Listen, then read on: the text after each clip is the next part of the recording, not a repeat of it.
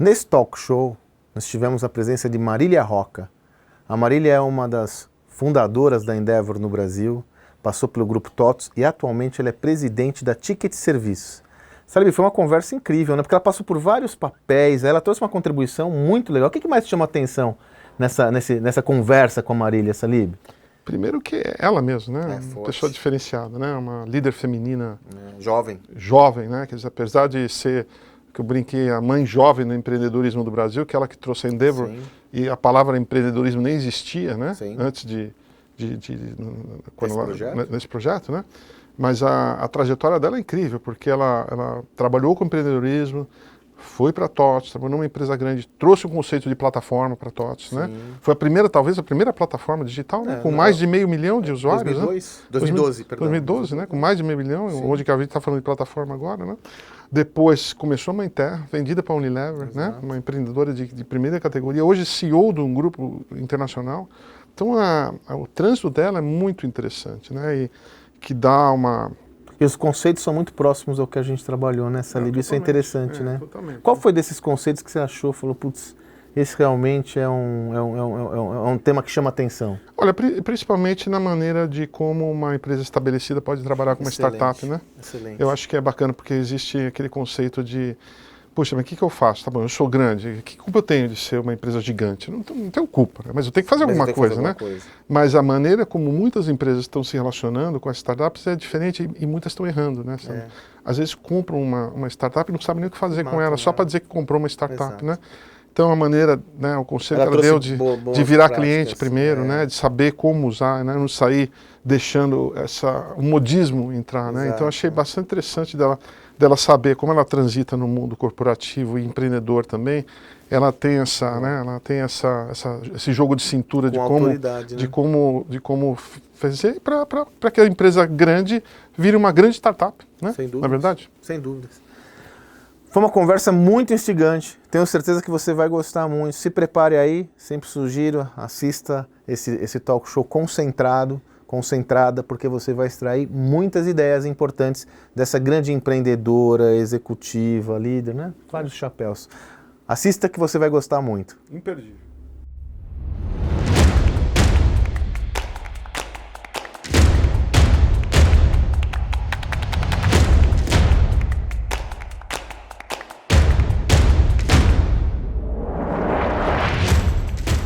Olá, meu nome é Sandro Magaldi.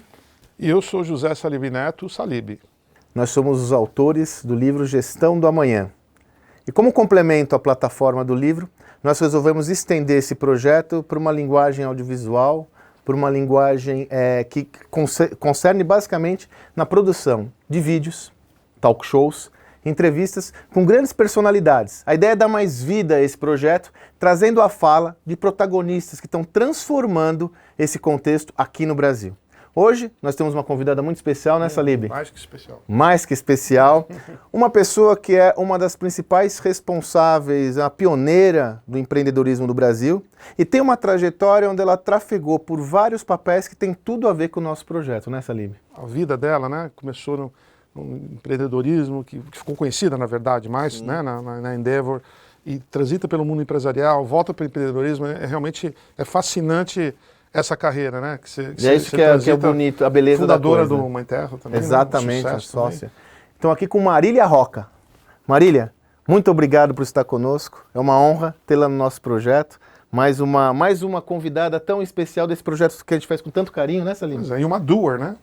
Não há dúvida. Procura misturar professores, pensadores, consultores, fazedores e fazedoras agora, né? Exatamente. Prazer falar com vocês sobre esse... É um papo bom. Sem dúvidas. Marília, nós no nosso projeto, uma das teses que a gente defende fortemente é que todas essas transformações que acontecem hoje na sociedade, que impactam o mundo corporativo, elas têm como origem o ímpeto empreendedor, né?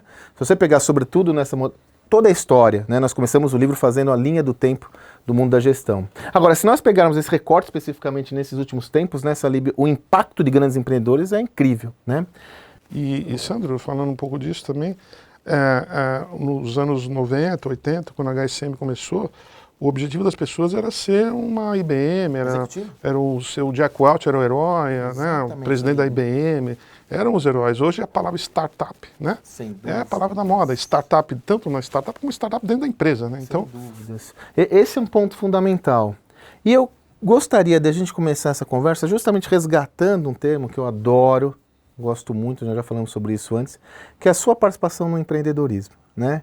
E até resgatando esse tema, essa passagem que é meio que folclórica, né? Quando você trouxe o termo empreendedorismo para o Brasil, como é isso? Compartilha com a galera, que eu acho que é um tema muito relevante, tem tudo a ver com o nosso projeto. Então, gente, a discussão sobre o termo empreendedorismo no Brasil começou quando a gente trouxe a Endeavor para cá. Sim. A Endeavor tinha uma operação ainda incipiente na Argentina e estava fechando no Chile. E quando a gente foi fazer o Estatuto Social, resolveu falar, bem, a nossa organização tem como missão promover o empreendedorismo. O advogado falou, não posso, infelizmente a palavra não existe, não posso escrever num documento uma coisa que não tem. Falei, como é que não tem, né? Você estava falando sobre a importância que o empreendedorismo teve, por exemplo, nos Estados Unidos. A gente, quando criou a Endeavor, né, se pensava já na época, olhando para as estatísticas americanas, que 50%, por exemplo, dos empregos criados lá vieram de pequenas companhias. Claro que não são companhias que foram criadas apenas para sobrevivência, né? Foram empresas com sonhos grandes, sem empresas pensando em inovação, mas a verdade é que a contribuição dessas pequenas empresas nos Estados Unidos para movimentar a economia, gerando empregos e inovações tecnológicas, era brutal. Sim. Mais de 50% das inovações tecnológicas também vinham de startups. E se você pensar nos budgets milionários das grandes corporações americanas, isso é ainda mais impressionante. Mas aqui no Brasil isso não parecia ser tão relevante, ou pelo menos... mesmo, Marília? A gente está falando de 2000. 2000. E passaram-se 5 anos que todos os jornais e revistas falando sobre o tema. Foi na época que a gente estava vivendo o estouro da bolha da internet, que se trouxe alguma coisa positiva foi começar a falar do empreendedor como uma figura que poderia ser enaltecida no Brasil. Entendi. Então aqui o empreendedor na época, né, um cara que não deu certo numa empresa grande. Pois é, o empreendedor é aquela visão que você tinha na Globo, né? Sempre um bandido, tem 2 ou 3 mulheres, sempre tem um rolo na Suíça, dinheiro fora. Então é meio bandidão, né? A figura do empreendedor. A gente chegou a trabalhar na Endeavor com a área de empreendedorismo social da Globo para desassociar essa imagem. Para mudar essa imagem. Mas o fato é que assim, a Endeavor foi progredindo e durante 5 anos a gente contava lá quantos centímetros publicados sobre empreendedorismo. E eu falei, putz, está na hora da gente mudar o Estatuto Social, né? Porque a gente falava promover o desenvolvimento socioeconômico a partir da promoção de novas companhias. Falei, bem, vamos agora, né? Já estamos escrevendo sobre isso há tanto tempo, todo mundo está falando sobre isso. A relevância disso passou a ser muito grande dentro do contexto econômico do Brasil. Continuar, não estava no Ruais, não estava no Aurélio, não estava em nenhum. Ainda, 2005. 2005. Quando a gente estava prestes a fazer os nossos 5 anos, a gente resolveu dar de presente, de aniversário da Endeavor, para todos os editores dos maiores veículos do Brasil, uma caixinha com um dicionário dentro, falando, olha, parabéns por estarem à frente dos lexicógrafos do Brasil. Porque vocês escrevem sobre empreendedorismo e a palavra não existe nem no dicionário. Então você imagina, né, como a gente precisa focar nesse tema se a gente não conseguiu ainda nem colocar ele no nosso vocabulário. E olha, foi uma mobilização em toda a imprensa nacional. Em 2 dias a gente teve todos os representantes dos principais dicionários brasileiros escrevendo verbete sobre o que é o empreendedorismo. E o que me chama a atenção, né, Salib, é que nós estamos falando de uma realidade, Maria, de 12 anos. É muito novo esse tema todo, né? Quer dizer, toda essa perspectiva ela é muito recente. E é interessante... você trafegou então pela Endeavor e depois você foi para a iniciativa privada desenvolver justamente projetos para descobrir e fomentar novas startups de alto impacto, que já era a sua missão lá na Endeavor, mas você já foi direto para a linha de tecnologia, né? Como que é essa migração? O que você aprendeu nessa relação de ver essas organizações, ou mapear e desenvolver organizações prontas para um alto crescimento? Eu acho que o grande desafio das empresas, de uma forma geral, é como elas conseguem renovar os seus ciclos de crescimento, né? Como elas promovem uma regeneração. Elas vão perdendo a cultura, vão perdendo o ímpeto não é só de criar, mas é o ímpeto de se importar com a companhia como um fundador se importa, né? De ter aquela garra inicial que se tem quando você está colocando o barco na água, o foco, né? E a obsessão por atender uma necessidade de um cliente. E essa regeneração, ela se torna extremamente crítica à medida que as companhias ficam maiores e mais velhas, né? Quando todo o ecossistema da companhia, de certa forma, se acomoda, ganha complexidade e perde velocidade e capacidade de adaptação. E eu acho que, por exemplo, no meu caso, quando eu fui para a tecnologia, e tecnologia é um lugar onde esse processo de reinvenção deveria ser ainda mais fácil, a TOTVS queria aproveitar toda a sua base de clientes instalados, os milhares de clientes que a companhia tem, para apostar num novo negócio de plataforma, que já nascesse num contexto de assinatura, de software as a service, e trabalhando com uma plataforma que pudesse incorporar a contribuição de milhares de desenvolvedores, né? Onde a sua capacidade de lançar novos produtos não depende só de você, da sua visão, mas depende da visão de um ecossistema de desenvolvedores. Isso, estamos falando de que ano, Marília? Nós estamos falando de 2012, final de 2012. Uma plataforma de negócio, foi uma visionária lá atrás, né? E essa era uma visão do Laércio, e a ideia é como fazer isso dentro de uma companhia já grande, com muitos produtos, né, com verticais diversificadas. E a nossa ideia foi fazer uma startup dentro da própria TOTVS, com uma ideia de um eventual spin-off, que foi o Fluig. Uma plataforma que tinha como principal proposta de valor trabalhar com processos, né? E aí era o Flowing Productivity, falando de processos de um jeito sexy, né? Porque o que muda o mecanismo de fazer de uma empresa? São os seus processos.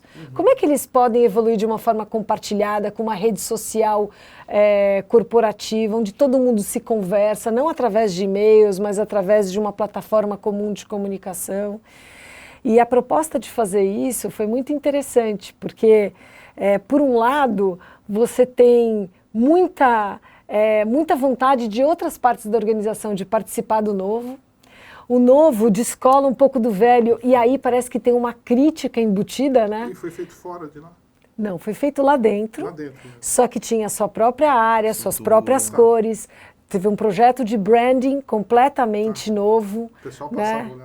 Olhava estranho, alguma coisa? No primeiro momento, sim, mas depois eu acho que suscitou também uma vontade de participar daquilo e uma crítica ao modelo velada ao modelo antigo. Exatamente. Mas foi um projeto super bem sucedido. Em 2 anos a gente já tinha meio milhão de usuários pagos. Era mais do que qualquer outra plataforma de software as a service. Porque, hoje, só meio milhão para plataformas porque alavancou todos os relacionamentos que a TOTVS tinha com seus clientes, né? E olha quanto valor se tira da associação de uma proposta nova com uma marca e uma reputação já consolidadas, né? Agora, é um processo delicado, né? E a gente falava agora há pouco aqui entre nós, né? No nosso making off que o pessoal fez, a gente estava falando que esse ímpeto empreendedor, ele muitas vezes anda lado a lado com uma certa insubordinação. Transgressão.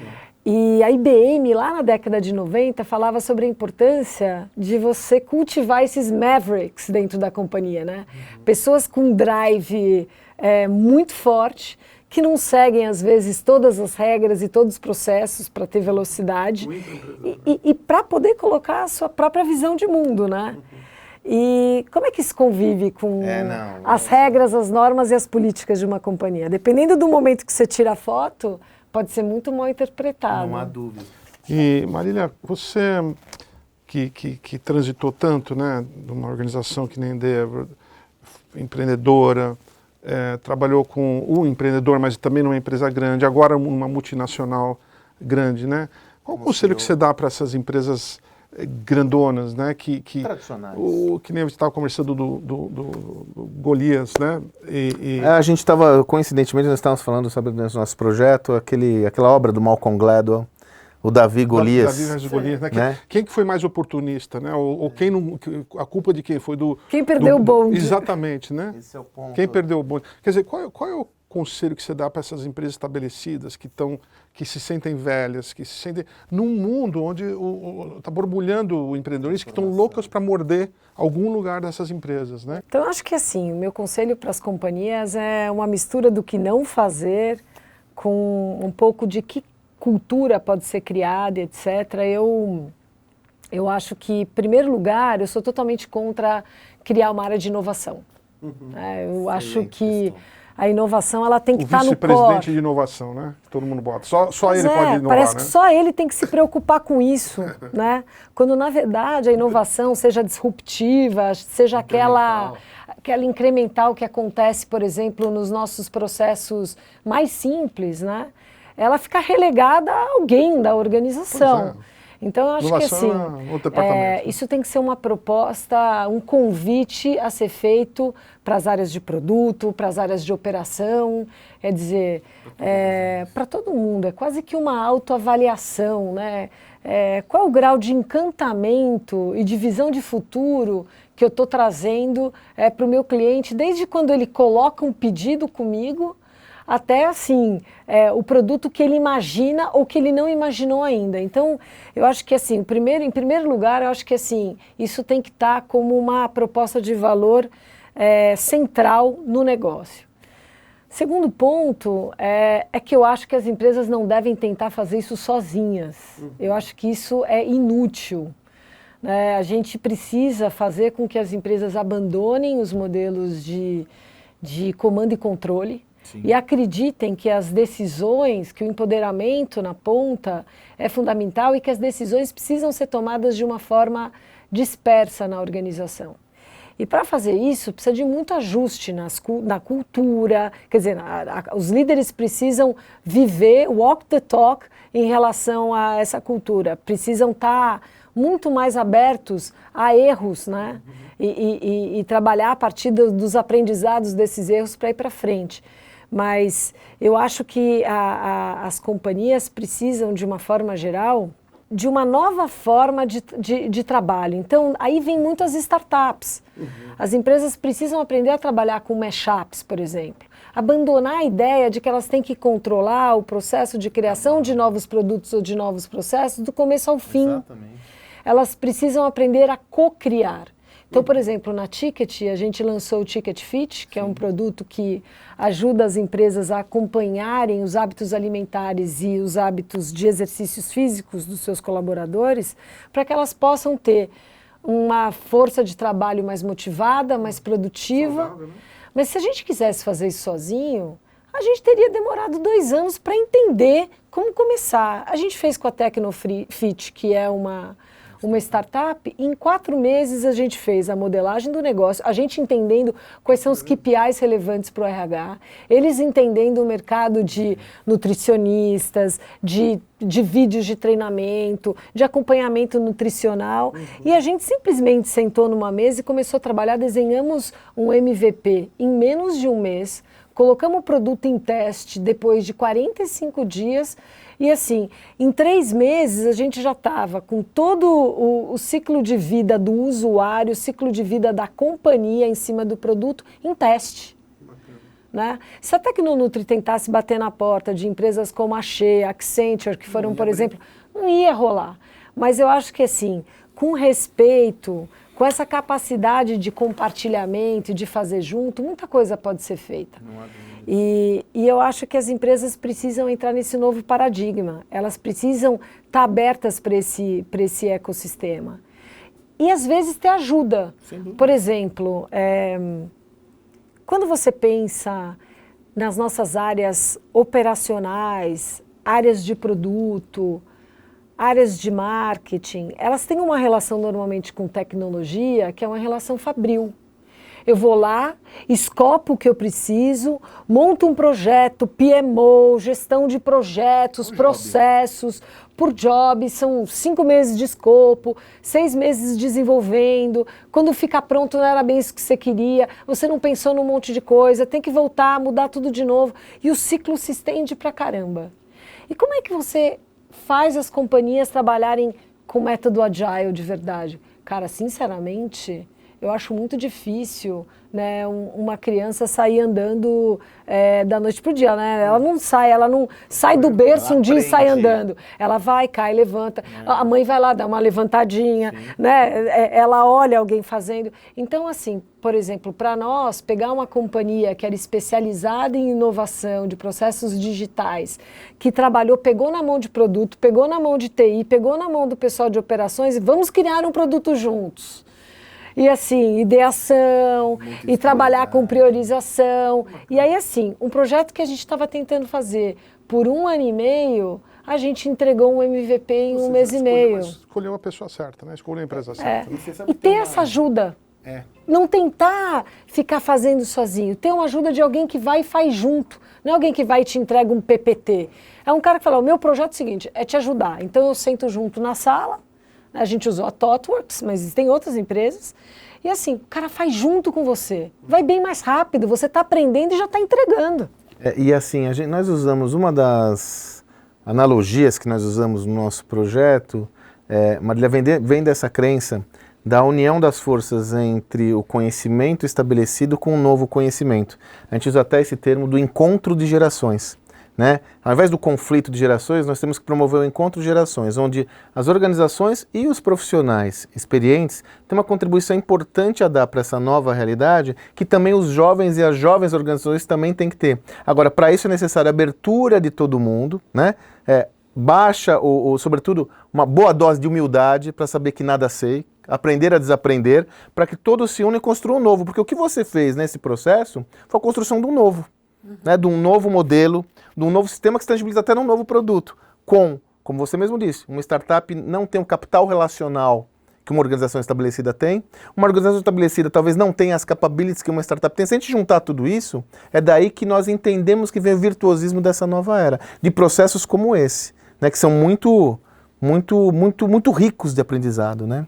Então, né, tem um conceito aí de microbatalhas, que aquele livro do Mentalidade do Fundador usa, que fala sobre...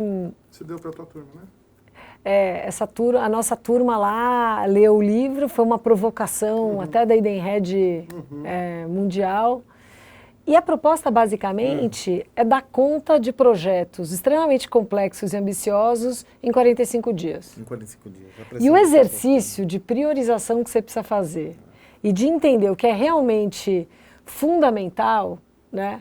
E para fazer o melhor que você puder em 45 dias e construir a partir daí, sabe o que eu acho? Que esse processo de regeneração e de inovação e de reforma de processos ou de projetos ou de produtos que você tem, essa é uma proposta de entender que o ótimo é inimigo do bom. Que em companhias, por causa do compliance, por causa das regras, do processo... Tem que sair perfeitinho. Né? O Reid Hoffman, né? Se você lançou alguma coisa que está ótima, você lançou tarde demais, né? Porque perdeu o time to market, né? É uma mudança de paradigma, né, Salib? Marília, você falou desse relacionamento da startup, de uma empresa estabelecida como a Ticket, né? E a gente vê, logicamente, muitas empresas tentando se mexer, né? E muitas empresas comprando startups, né? Ou comprando participação.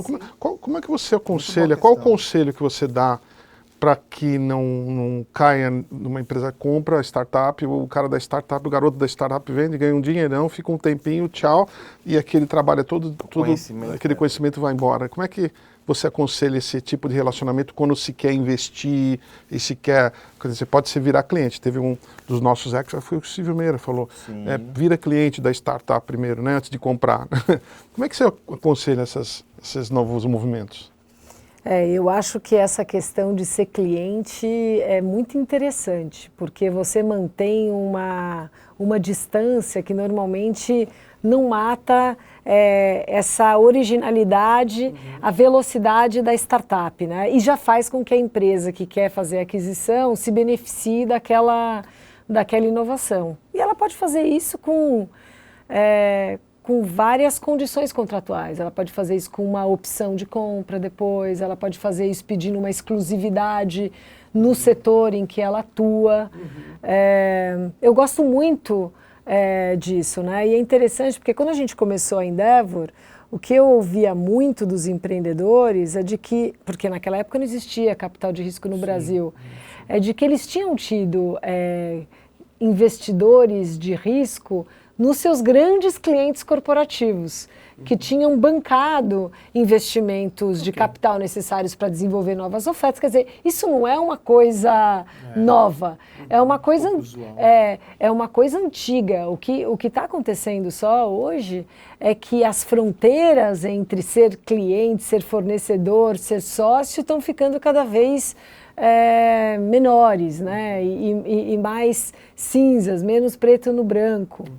Eu acho que não existe um modelo perfeito, mas você vê, por exemplo, né, a Unilever, que acabou de fazer a aquisição da Mãe Terra, e conversando lá com o Alexandre, que tá tocando o negócio, ele tem enaltecido muito o grau de independência que está se mantendo, um negócio seguindo o seu caminho, agora com mais capacidade de investimento, com capacidade fabril, mas com pouca interferência. Bom, hein? Então, assim, eu vejo também na CVC, onde eu estou no conselho, por exemplo, onde foram feitas várias aquisições nos últimos anos, uma preocupação com as sinergias operacionais e financeiras, mas toda a parte, por exemplo, produto e mercado, durante alguns anos, foi totalmente intocada, preservada, né? Para que não se perdesse justamente aquela expertise de operar num determinado mercado. Então, assim, capturando sinergias naquilo que é non-core, né, e deixando as áreas de produto, de go-to-market, de vendas, né, e o empreendedor, né, com essa liberdade de atuação. Então, assim, é uma integração parcial, você percebe? E eu acho que ela pode ser favorável. Tem outras companhias que mantêm totalmente separado, né? E são quase que uma estratégia de holdings, né? Que tem várias diversificações de negócio num guarda-chuva. A Intel fez isso de certa forma, né? Com a Intel Capital durante muitos anos. Marina, um dos temas que a gente aborda no nosso livro é a questão das novas habilidades do líder, né? Que vêm sendo aprimoradas, aquelas habilidades tradicionais do comando, do trabalho em equipe, de persuasão, motivação. A gente chegou à conclusão que são coisas básicas hoje, que outras habilidades são necessárias. Você, ao meu ver, você tem muitas delas, né? Líder conectada, sempre à frente, pensando para frente, pensando em plataforma, né? Domínio de plataforma, né? Conhecendo tecnologia, mesmo fazendo mesmo, né? Fala um pouquinho desse seu desenvolvimento nos últimos anos. Muito boa questão. Até porque hoje você lidera uma organização. Quantas pessoas hoje tem o grupo que você lidera, o Grupo Ticket, Marina? Não o grupo, mas a Ticket, perdão, né? a Ticket. A Ticket de Serviços, ela tem hoje 450 colaboradores diretos e 300 indiretos. 1.000 pessoas. Eu venho trabalhando com os meus desafios profissionais um passo por vez, sabe? Nunca pensei demais nisso e, como eu não sou muito inteligente, eu sempre procurei simplificar as coisas. A mãe ela simplifica as coisas.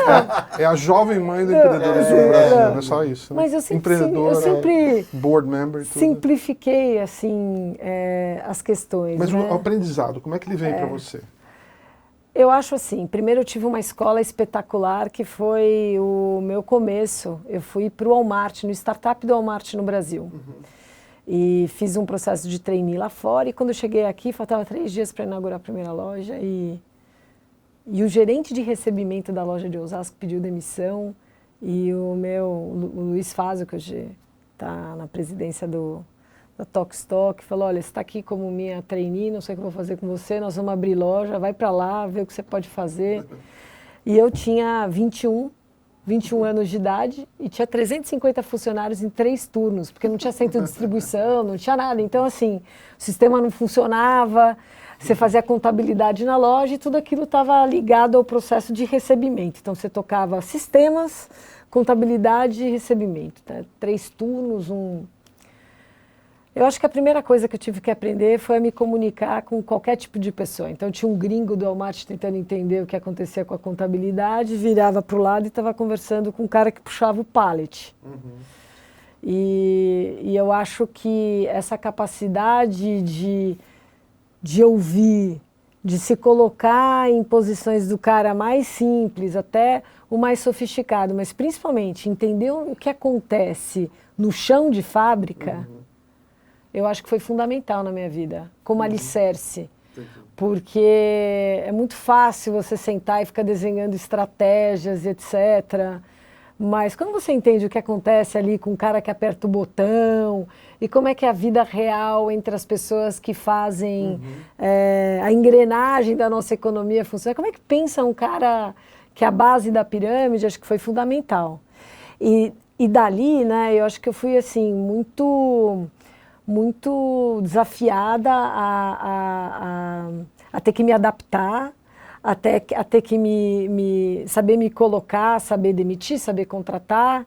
E como eu sabia muito pouco e eu tinha que simplificar, eu perguntava para todo mundo, perguntava tudo para todos. A pergunta que eu mais faço quando eu entrevisto ou quando alguém está indo embora, se você estivesse no meu lugar, o que você faria? Então, desde lá eu venho colando, né, dessas respostas, mas... eu acho que assim, eu nunca me especializei também, então isso me deu muita flexibilidade para ir da Endeavor, terceiro setor, empreendedorismo, para ir para um family office ou depois ir para uma empresa de bens de consumo. Mas também sim, né? Porque você entrava, que nem a gente fala na educação do Elon Musk, né? Que ele fazia especializações curtas, né?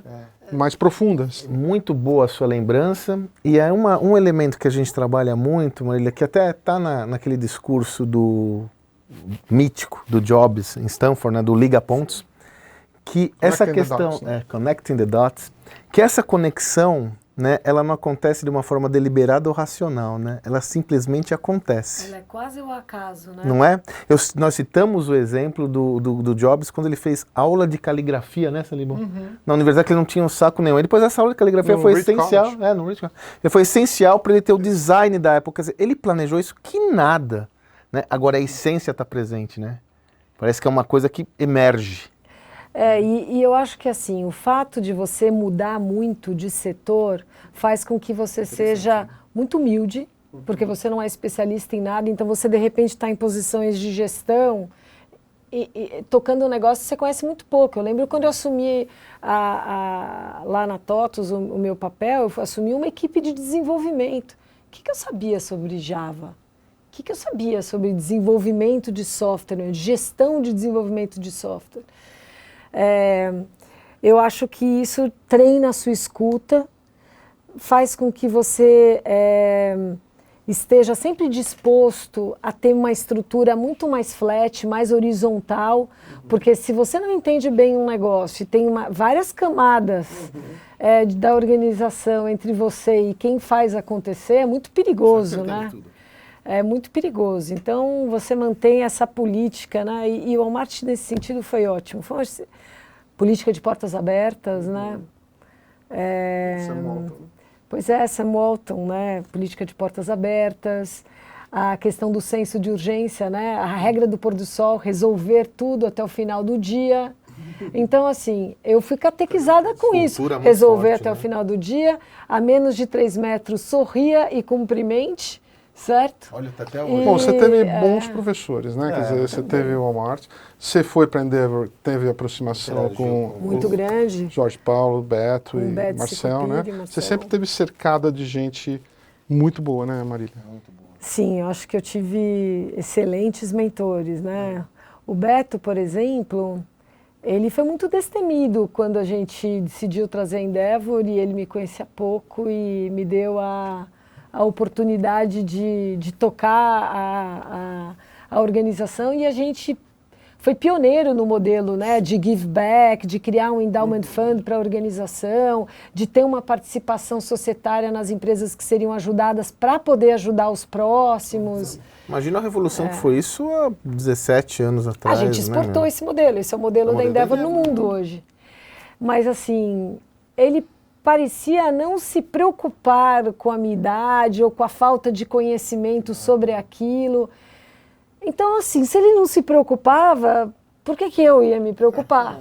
Assim, e isso passou a ser uma forma de procurar, né? Ele sempre repetia, where there is, né, will, there is a way, e eu acho que a gente foi juntando muitas pessoas na Endeavor e eu fui apostando em pessoas como apostaram em mim, sem olhar muito a minha idade, etc. Então, muito focada na capacidade de contribuição e a capacidade de trabalho das pessoas. Eu acho que quando você faz isso, você cria um ambiente onde todo mundo se sente capaz. Onde cada um sente, não, minha contribuição é relevante, já está me escutando. Olha, ela deu aquele projeto daquele tamanho para aquela menina. A gente tem uns 2, 3 ali na área de produto da Ticket hoje que vão baixo, assim. E põe eles com a França, eles interagem, definem roadmap e vão embora e recebem aplausos, assim, né? Eu não duvido que vocês vão ser um benchmark para Ticket mundial, não tenho a menor dúvida disso.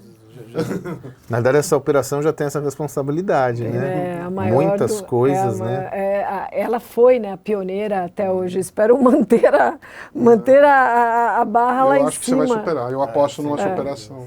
Mas eu vejo, assim, que quando todo mundo na organização se sente capaz de subir, todo mundo leva mais a sério a contribuição que está fazendo. Né? Ninguém é café com leite. Né? E eu acho que a chave para você abandonar o comando e controle é essa valorização da linha de frente, né?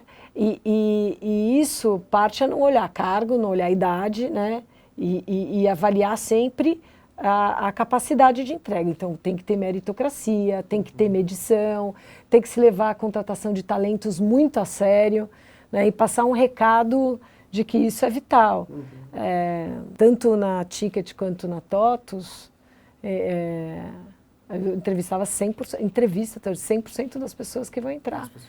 Da pessoa mais simples. São 10, 15 minutos. Mas isso mostra para a organização que isso é fundamental. E isso hoje é uma política da companhia global. Você entrevista até o seu N-2, né? O teu N2 você tem que entrevistar.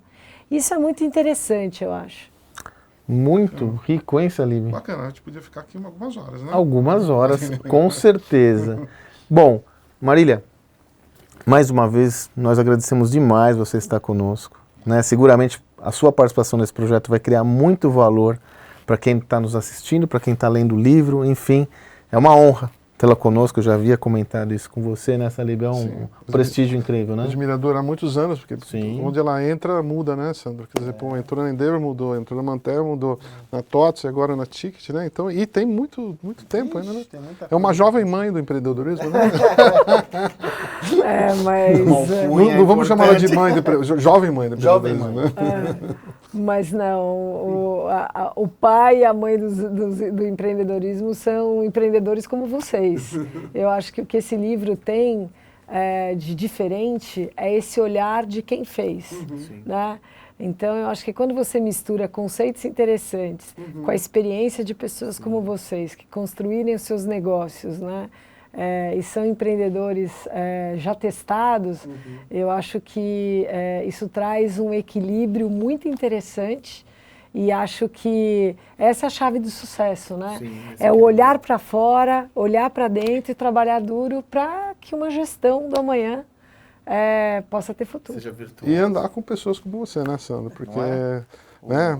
Como diz o Edson Bueno, assim, ele falava assim, você quer ser tubarão, anda com tubarão, você quer ser sardinha, anda com sardinha, né? O poder das referências. Exatamente. Muito obrigado, minha amiga, muito obrigado mesmo. Obrigado, Marília. A vocês. Obrigada. Mais uma conversa importante, repleta de insights, Quero só lhe lembrar que são 10 entrevistas como essa que fizemos aqui com Marília Roca, cada uma abordando um enquadramento, né, Salib? São empreendedores, gestores, líderes, professores, enfim. Nosso objetivo foi construir um mosaico para que você tenha subsídios, condições de tirar seu próprio conhecimento a partir dos conceitos do livro. Então eu lhe convido, se ainda não teve a oportunidade de conhecer os outros vídeos, as outras entrevistas, se navega nesse material, se aprofunda, que realmente eu tenho certeza e convicção que você vai tirar muitos insights, ok? Quero agradecer a sua presença e mais uma vez convidá-lo para que continue se aprofundando no Gestão do Amanhã. Até a próxima!